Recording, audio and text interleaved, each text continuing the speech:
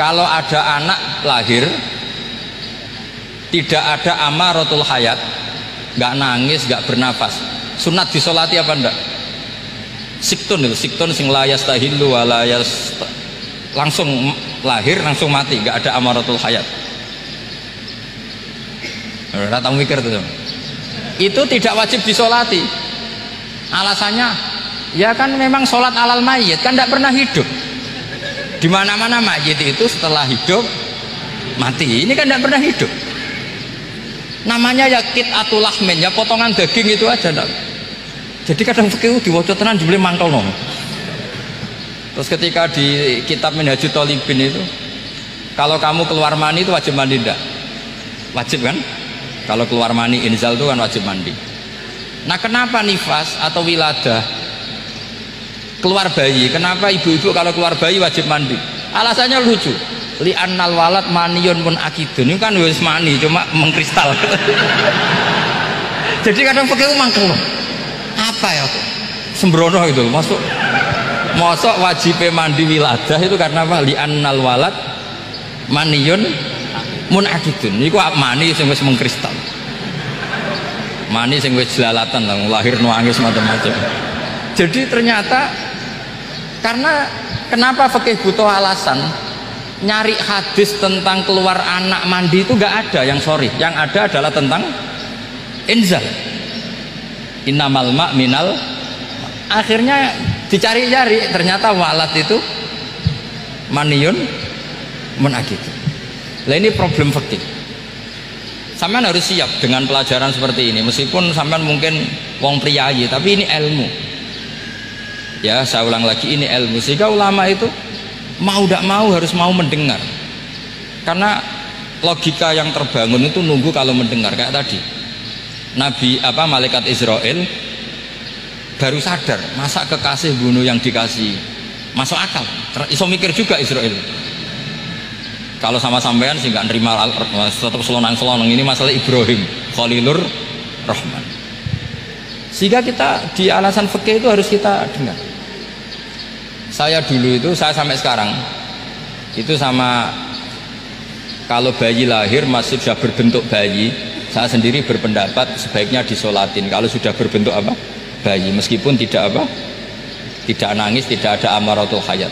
Kan yang digugurkan itu wajibnya, bukan masalah boleh dan tidak. Itu banyaklah perdebatan ulama di bab itu. Saya beri contoh lagi perdebatan ulama. Ini contoh-contoh fikih karena ini khusus penghormatan status fakih tadi. Itu kalau ada orang mati, jenazah itu. Jenazah itu kalau sholat, itu kan umumnya jenazah di depan, kita nyolati di belakang. Itu yang mengatakan begitu ya tidak punya alasan, ya taunya mulai dulu begitu, di mana-mana nyolati jenazah, jenazahnya di depan. Tapi di kitab Mahali jelas diterangkan, kata kaul sa'ani tidak wajib. Alasannya ya lucu, fa innal janazah laisat bi imamin. Jenazah itu tidak imam, kenapa harus di depan? Kan kacau kan. Lu coba alasannya di depan abang, dia ada imam kok. Nah barokahnya fikih itu, sehingga kita melihat di Arab Saudi sekarang itu jenazah kan di belakang, tapi kita tetap nyolati mayit. Kalau di Arab Saudi musim haji itu jenazahnya di kamar mayit, tapi kita nyolati. Itu satu-satunya takbir ya tadi, fa innal janazah laisat bimanzilatil imam. Tapi jangan praktekkan, nanti dia kepaliran sesat tuh. Saya hanya cerita ilmu, jangan praktekkan. Kalau dipraktekkan pasti jadi aliran sesat. Mono jenazah ning mburi mame kok ngarep aliran sesat. Sebetulnya bukan sesat itu. Uji coba fikih. Ya karena tadi fa innal janazah laisat bimanzilatil. Bukti lagi kalau sampean sholat ghaib.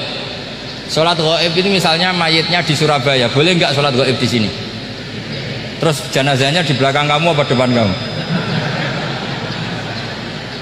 Nah ini kan fikih itu pokoknya gitu.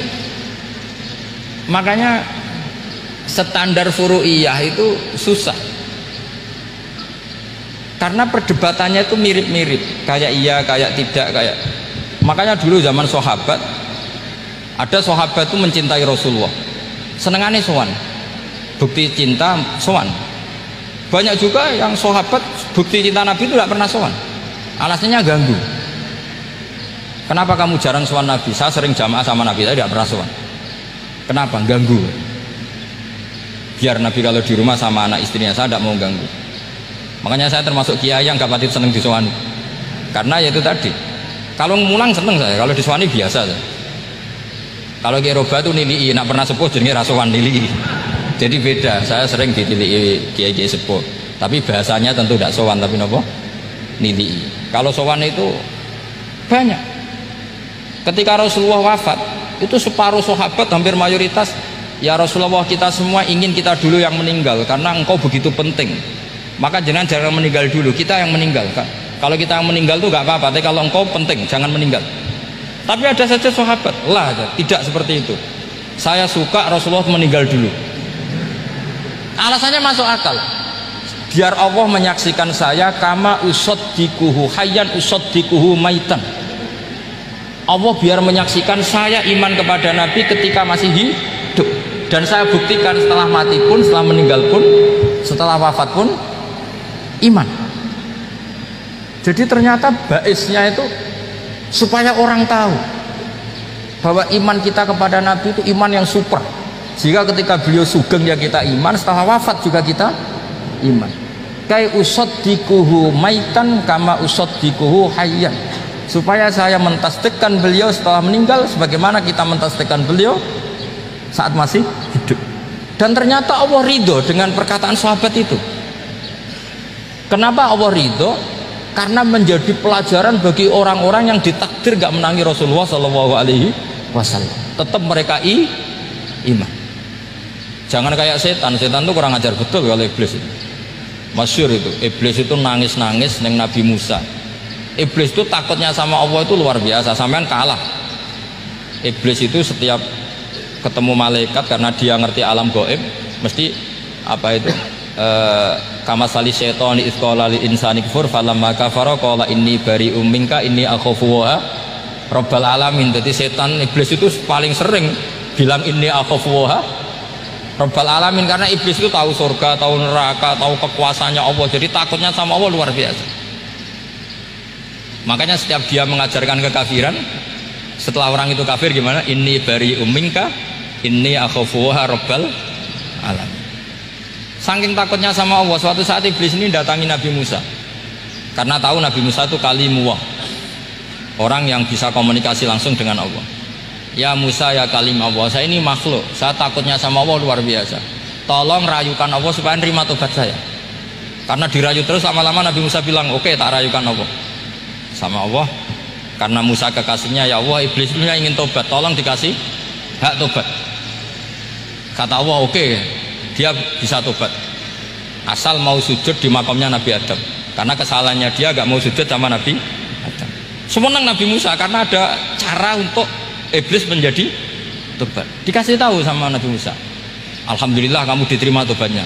Syaratnya apa? Sujud ke kuburannya Nabi Adam. Wah, iblis ya tau aslinya terus. Asjuduhu maitan wa qad la asjuduhu hayyan. Zaman urip aku ora gelem, pomene wis mati. Oh, dasar setan itu. Zaman urip aku ora gelem, wis mati mbok kon sujud. Kumat maksudnya terus ya sudah, terus sampai sekarang akhirnya. Kalau sekarang sudah tidak mungkin lagi karena nggak ada Nabi Musa sudah. Jadi ijtihadnya sahabat melihat wafatnya Rasulullah itu beda-beda, dan ternyata semuanya diridhoni Allah. Karena ternyata yang suka Nabi wafat dulu adalah ingin supaya umat Islam tetap mencintai beliau, iman sama beliau, tasdik sama beliau, sebagaimana tasdik zaman sugeng.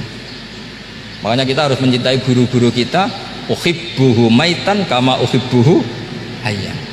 Saya sampai sekarang itu ya merasa Mbah Mun itu tidak meninggal. Saya masih merasa kalau bapak saya tidak meninggal, karena kita mencintai beliau-beliau ketika hidup dan ketika wafat itu sah. Karena beliau-beliau sama kita juga seperti itu. Rasulullah itu ketika mendekati wafat, ya bahasa halusnya intaqala ila rafiqil a'la. Itu Nabi kalau ngendikan tuh rileks sekali. Hayati khairun lakum wa wafati khairun lakum.